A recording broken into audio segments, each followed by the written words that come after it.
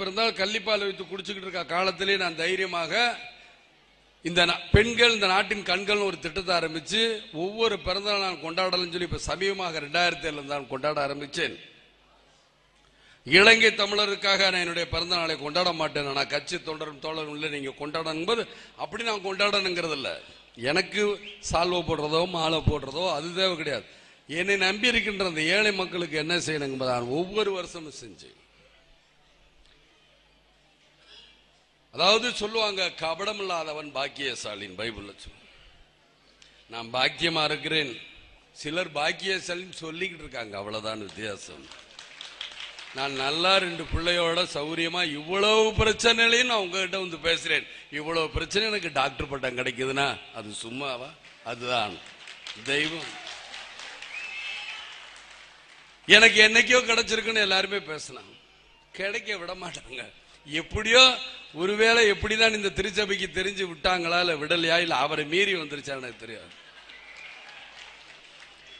ஏன் இதெல்லாம் உங்கள்கிட்ட சொல்றேன்னா, உண்மையிலே இந்த டாக்டர் பட்டம் நான் ஏன் இந்த உதவிகளை பண்ண என் மக்களுக்காக, என் தோழர்களுக்காக, என் தொண்டர்களுக்காக தான்.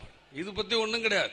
இன்னைக்கு இந்த 10,000 ரூபாய் பெண்கள் இந்த நாட்டின் கண்களுக்கு திட்டத்தை நான் பண்ண. அப்ப எல்லாரும் பண்ண உடனே நீங்க கூட பிறந்த நாளைக்கு ஏதோ ஒரு ஸ்கூலுக்கு போய் சாப்பாடு போடணும் போது ஒரு பெண் குழந்தைக்கு ஒரு 10,000 ரூபாய் பண்ணலாமே அப்படின்னு நீங்க நினைப்பீங்க.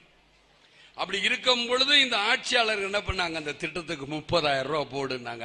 எந்த தப்பு பண்ணக்கூடாதுன்னா, எங்கயா இவங்களுக்கு ஏழைகளுக்கு உதவுறாங்க இல்ல பெண்களுக்கு எங்க உதவுறாங்க நீங்க நினைக்கணும் மக்களை. இதை பேசினால் விஜயகாந்த் குற்றவாளி, எங்க இருந்து எங்கு பேசி அரசியல் பேசுறாங்க. அரசியல் பேசுற உண்மையே பேசுறேன்.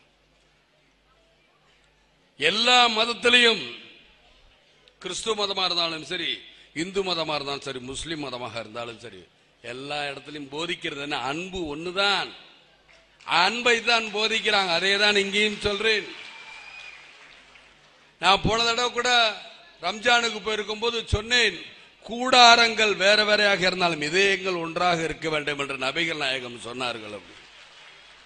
ஆக நம்ம கூடாரங்கள் யார என்ன சொல்லி இருக்கு? எல்லாம் மூணுலயுமே அன்பு, கருணை, பண்பு, மனித நேயத்துக்கு தானே எனக்கு அவார்டு கொடுத்துச்சு. நான் சிறந்த நடிகனுக்கு ஒன்றும் கொடுக்கல இந்த டாக்டர் பட்டம்.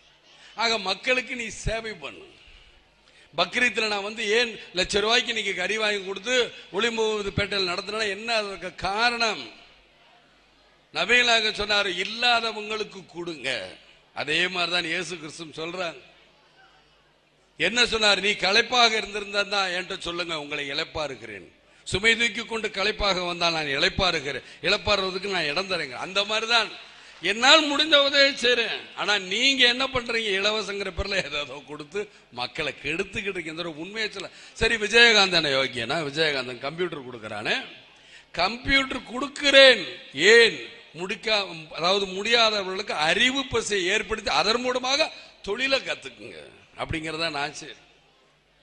ஆக இதை தப்பும்பாங்க. விஜயகாந்த்